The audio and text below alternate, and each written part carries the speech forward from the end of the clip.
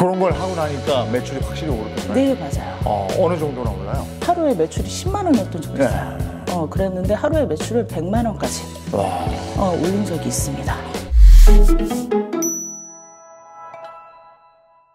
네, 안녕하세요. 네, 반갑습니다. 반갑습니다. 야, 인상적이세요. 네, 빨간 모자가 특이하죠. 예. 그 모자는 항상 쓰고 다니십니까? 네, 맞아요. 저는 떡볶이집을 하고 있는데요. 대전에서 한 자리에서 한 9년 정도 지금 장사를 한 지가 됐어요. 저 떡볶이 장사를 하면서 많은 사람들을 만나다 보니까 그 사람들 통해서 삶의 지혜도 얻기도 했어요. 그래서 이 부분을 한번 같이 공유를 해보고 싶어서 책을 썼고 이 자리에 왔습니다. 자, 이제 단도직입적으로 많은 분들이 궁금해 하시는 거. 떡볶이를 팔아서 그러면 월 얼마나 버시는가? 네, 그게 가장 궁금하시죠. 3,000원짜리 떡볶이로 월 1,000만 원 정도 법니다. 월 1,000만 원이면 그러니까 1인분에 3,000원인 거잖아요. 네. 그럼 몇 인분이죠? 계산으로 하게 되면 하루에 100인분 정도 제가 팔거든요. 네, 100인분. 네. 100인분이면 그러면 이제 한 달에 1,000만 원 되는 거예요? 와. 그러면 몇 시에 문 열어서 몇 시까지 하시는 거예요? 저희 아침 11시.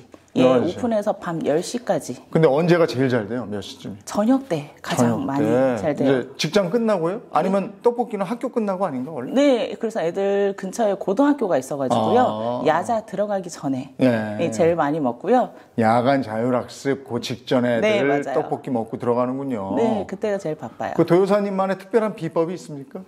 저는 한 자리에서 오래 장사를 하다 보니까 주변 사장님들이 저에게 많이 물어보시더라고요. 도요사만의 특별한 노하우가 도대체 뭐냐라고 하는데 그 노하우는 바로 그 영어 알파벳 노하우에 있는 것처럼 now, how가 있어요. 지금 내가 어떻게 할 것인가 라를 한번 꼭 생각을 해보셨으면 좋겠어요. 가장 좋은 게 simple is best 라고 생각을 해서 손님들에게 작은 거라도 가장 좋은 거를 주려고 노력을 했어요. 최소의 비용으로 최대의 감동을 줄 수 있는 게 뭐가 있을까라고 생각을 했었는데 큰돈 들이지 않고 손님들에게 머리끈 하나, 사탕 하나, 손편지 하나 이런 걸 써주는 거를 하기 시작을 했어요. 근데 원래 장사가 안 되면 사장님들은 인테리어를 싹 바꿀까? 아니면 메뉴를 더 늘릴까? 이렇게 돈을 들이고 생각하시는 분들이 많은데 이렇게 작고 사소한 것부터 하실 수 있다면 좀 더 나은 매출을 그리고 좀 더 나은 가게를 운영을 하실 수가 있어요. 제가 했던 방법 중에 첫 번째는 머리카락 긴 여성분들이 가장 많기 때문에 떡볶이 먹을 때 불편할까 봐 머리끈을 항상 챙겨줬고요. 그리고 매운 거 먹고 나서 입 이렇게 막 부채질 하잖아요. 근데 그런 모습도 너무 사랑스러워 보여서 사탕 하나 애들한테 지어주기 시작을 했고 그리고 어떤 손님께서는 배달의 민족에다가 주문을 하실 때 아이가 자고 있어요. 그러니까 벨 누르지 말고 노크해주세요 라고 요청사항에 써놓으셨더라고요. 근데 그거를 기사님한테 이야기는 하지만 혹시라도 놓칠 수가 있어서 엽서에다가 제가 손글씨로 아이가 자고 있어요. 노크해주세요 라고 써서 드린 적이 있어요. 그랬더니 손님께서 이런 거 하나 갖고 싶었는데 여기 문 앞에다 붙여놓으니까 너무 좋네요 하면서 손님 저에게 칭찬을 해주셨어요. 그런 걸 하고 나니까 매출이 확실히 오르던가요? 네, 맞아요. 어느 정도나 올라요?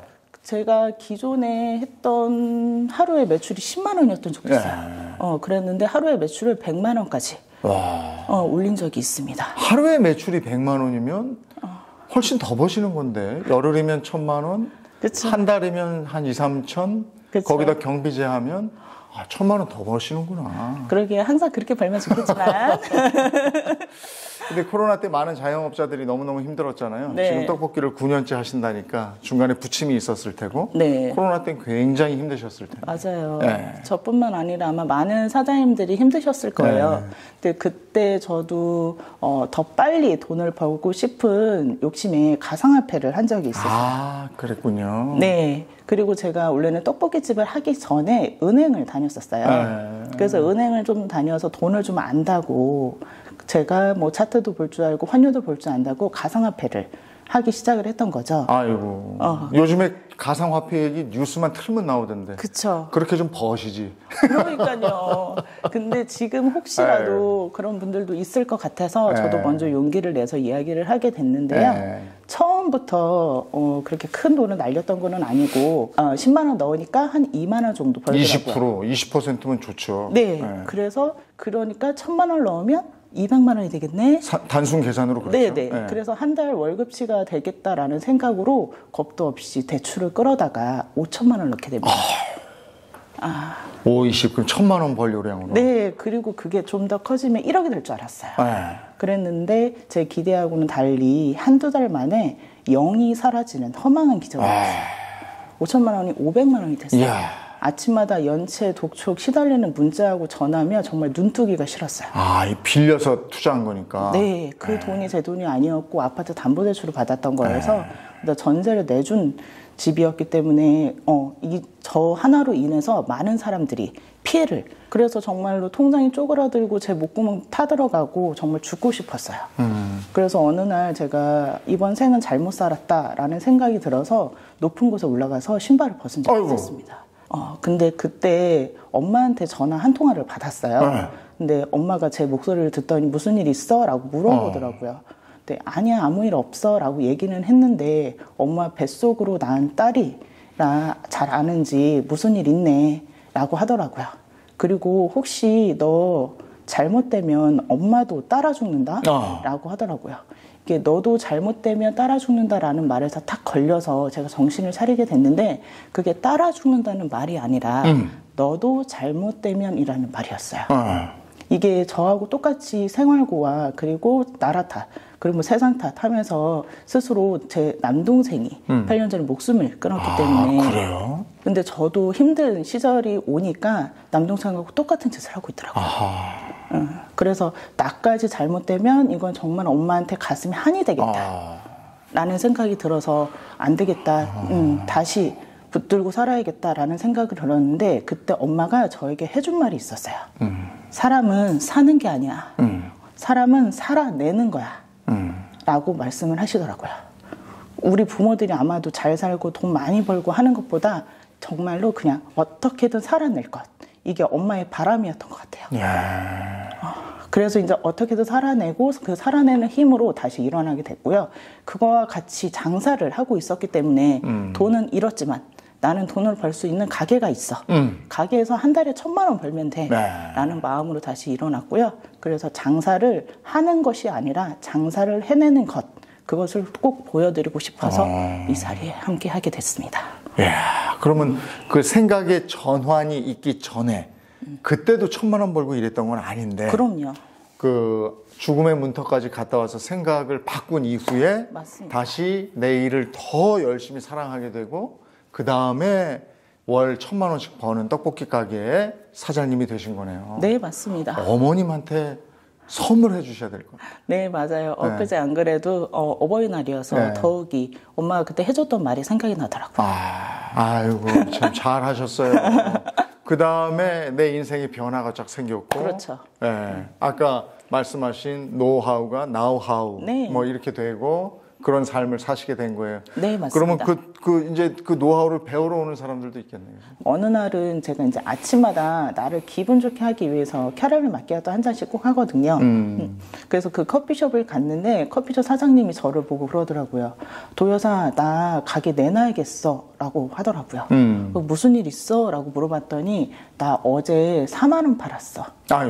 하더라고요. 근데 저에게 아까 한 달 동안 1,000만 원을 번다고 놀라신 것처럼 그거에 대한 반증이 아직 한 달에 1,000만 원 못 보시는 사장님들 더 많거든요. 그렇죠. 그래서 그분도 한 달에 하루에 10만 원 정도도 못 버니까 고민이 되었는지 가게를 내놓는다고 하더라고요. 그래서 그러면 언니 배달이라도 한번 해보는 거 어때? 라고 얘기를 했어요. 그런데 배달하면 이것저것 다 떼고 나면 손해라던데? 라는 말만 믿고 안 하고 있으시더라고요. 그래서 아니다. 88,000원 수수료 내더라도 88만 원 벌면 된다. 그 마음으로 하자. 라고 해서 언니한테 하나둘 알려주기 시작을 했고 동네 사장님들한테도 저의 노하우를 알려주기 시작을 했어요. 그러면 지금 장사가 잘 안 되시는 분들한테 제일 먼저 알려주는 건 뭐예요? 어떤 마음 자세 뭐 이런 겁니까? 음식에다가는 이윤을 붙이는 게 아니라 마음을 붙여서 파는 겁니다. 근데 그 마음의 자세가 혹시 한 3가지 정도로 나눠서 말씀을 드리면 첫 번째로는 아까 그 카페 언니처럼 배달은 무조건 한 개라도 해보는 거예요. 뭐라도 하나 시도를 해봐야지 지금 같은 행동으로는 다른 결과를 만들 수가 없거든요. 그래서 배달을 한 개라도 해보고 우리 동네에 배달이 얼마나 들어오는지 가늠하는 정도면 되고요. 따로 용기 같은 거 사지 않아도 기존에 있는 컵에 그냥 랩 한번 씌워서 그리고 봉지에 담아서 리본끈 묶어서 배달을 해보고 그리고 이게 반응이 좋다라고 하면 배달하는 플랫폼을 좀 더 늘리시면 돼요. 근데 처음부터 너무 많이 욕심을 부리시는 분들이 많더라고요. 그래서 두 번째가 욕심을 부리지 말고 작게 시작하자라는 말을 꼭 해주고 싶어요. 하루에 4만 원 팔던 사람이 그 다음날에 40만 원 못 팔거든요. 체력도 좋아야 되고 자기의 그릇이 커져야 되기 때문에 오늘은 4만 원 팔았으면 그 다음날에는 8만 원 팔 방법을 찾고 그리고 그 다음 주에는 16만 원 벌 방법을 찾아서 그렇게 차근차근 나가는 방법이 가장 중요합니다.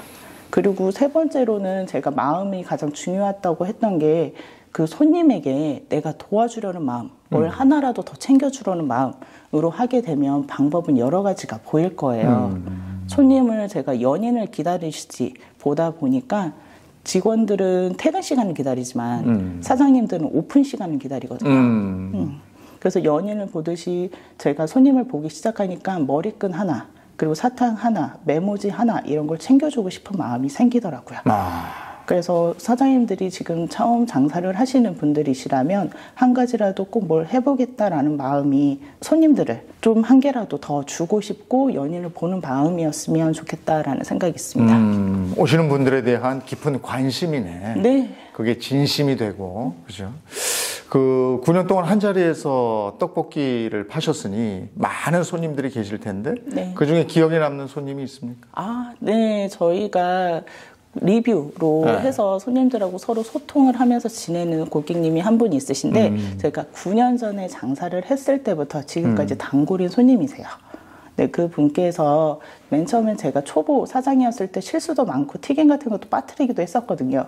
근데도 사장님 괜찮아요. 다음에 시킬 때 주세요. 라고 하면서 저에게 항상 너그럽게 해주셨던 분이세요.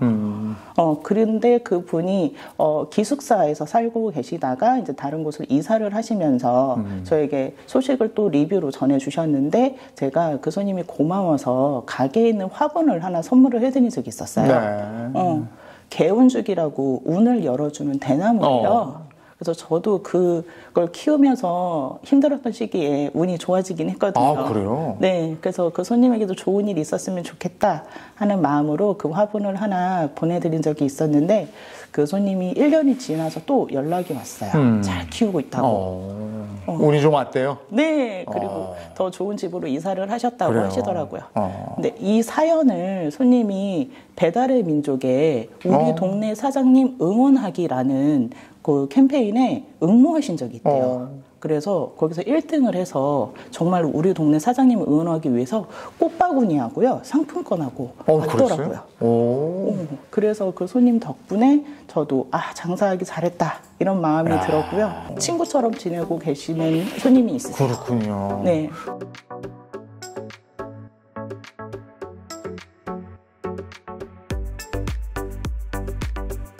떡볶이 드신 분들이 리뷰 많이 다는데 그 리뷰에 일일이 댓글을 다 써주신다고 들었어요. 네, 맞아요. 얼마나 많은 댓글을 씁니까? 지금까지 제가 장사하면서 리뷰 답글을 한 8,000개 단 것 같아요. 8,000개? 네. 예. 이게 한 번에 8,000개라고 하면 많아 보이긴 하는데 이거를 하루에 보면 리뷰 달리는 게 3개, 4개 정도 돼요. 근데 그거를 한 달로 쌓이면 100개 정도 되죠. 그리고 1년 정도 되니까 1,000개가 되더라고요. 그러네. 그리고 이거를 8년 넘게 했으니까. 그러네요. 지금 한 8,000개 넘게 리뷰에 답글을 쓴 달인이 됐고요. 근데 그 리뷰라는 게 다 좋은 말만 쓰는 건 아니잖아요. 네. 거기에 나쁜 말도 있을 거고 또 맞아요. 악플도 있을 텐데. 네, 맞아요. 그런 거 어떻게 대응합니까? 제가 처음에 손님들한테 들었을 때는 그 칭찬은 손님의 첫 번째 의견이라고 생각을 하고요. 두 번째는 손님의 혹시라도 그런 불평 글이 있거나 안 좋은 댓글은 두 번째 의견이라고 생각을 한 적이 있었어요. 근데 처음에는 저도 감정적으로 이걸 대한 적이 있었어요. 그랬었는데 손님 그럴 수도 있지, 그럴 수도 있어, 내 맘 같지 않을 수 있어 라고 하면서 스스로 다독인 적이 있었는데요. 사장님들 중에 리뷰 댓글을 보면서 하루에 주식창이 올라갔다 내렸다 하는 것처럼 네. 기분이 오르락 내리락 하시는 분들이 있어요. 아, 굉장히 신경 많이 쓰시더라고요. 그렇죠. 근데 모든 사람들의 100명을 다 만족시킬 수는 없거든요. 99명이 맛있다고 해도 한 명이 맛없다고 하면 그것 때문에 상처를 입으셔서 오늘 확 문 닫을까? 이렇게 생각하시는 분들도 있을 거예요. 근데 저는 감정적으로 대하니까 작은 일도 오히려 더 크게 번지는 경우가 있더라고요. 그래서 그 현상을 보고 사실하고 감정을 분리하도록 했어요. 감정을 감정으로 대하지 않고 아 이런 점 개선해야겠구나 죄송합니다라고 개선할 의지를 보였고요. 그리고 가능하다면 답글을 달 때 그 손님만 보는 게 아니라 다른 손님들도 같이 보기 때문에 그 부분을 꼭 유념을 하셔서 쓰시면 좋겠고 그리고 저는 그런 일이 생기면 그 다음 손님부터는 서비스를 더 많이 나가요. 그래서 더 좋은 댓글을 많이 달리게 해서 안 좋은 글은 밑으로 내려가게. 아, 그렇군요. 그렇게 해야 되는군요. 네, 그렇게 합니다. 그걸 너무 오버해서 생각하지 말고 네. 차근차근 정리해서 그 댓글이 밑으로 내려가게. 그 좋은 방법이네. 예, 오늘 떡볶이 사장 도여사님 모시고 이런저런 얘기 나누고 있는데요. 월 1,000 수익을 내는 노하우에 이어서 잠시 후에는 창업에 관한 노하우 들어보도록 하겠습니다.